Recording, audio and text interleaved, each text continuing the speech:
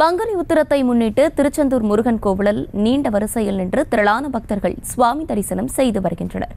இதுகுறித்து கூடுதல் விவரங்களோடு இணைகிறார் செய்தியாளர் அஜித்குமார். அஜித்குமார், வணக்கம். கூடுதல் விவரங்கள். வணக்கம் ஹர்ஜினி. உலக புகழ்பெற்ற திருச்செந்தூர் சுப்பிரமணிய சுவாமி திருக்கோவிலில் ஆண்டுதோறும் பல்வேறு திருவிழாக்கள் நடைபெறும். குறிப்பாக கந்தசஷ்டி, ஆவணி திருவிழா, மாசி திருவிழா உள்ளிட்ட பல்வேறு திருவிழாக்கள் நடைபெறும். இந்த நிலையில் பங்குனி உத்திர திருவிழாவும் சிறப்பு வாய்ந்ததாக இந்த கோவிலில் கொண்டாடப்படுகிறது.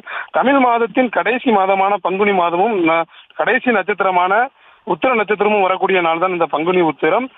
இதனையடுத்து பங்குனி உத்திர திருநாளில் பொதுமக்கள் தங்கள் குலதெய்வ தரிசனம் செய்வது வழக்கம்.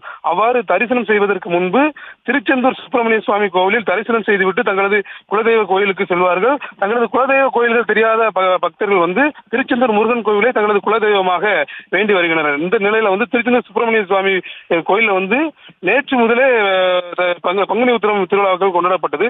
இந்த நிலையில் தமிழகத்தின் பல்வேறு பகுதிகளிலிருந்தும் வந்திருந்த பக்தர்கள் நள்ளிரவு முதலே கோவிலில் குவிந்து கடலில் புனித நீராடி கோவில் வளாகத்தின் வெளியேயும் சுமார் 300 மீட்டர் தூரம் நீண்ட வரிசையில் காத்திருந்து சுவாமி தரிசனம் செய்து வருகின்றனர். ஹர்ஷினி, விவரங்களை வழங்கியமைக்கு நன்றி அஜித்குமார். செய்திகளை உடனுக்குடனும் துல்லியமாகவும் தெரிந்து கொள்ள சப்ஸ்கிரைப் பண்ணுங்க.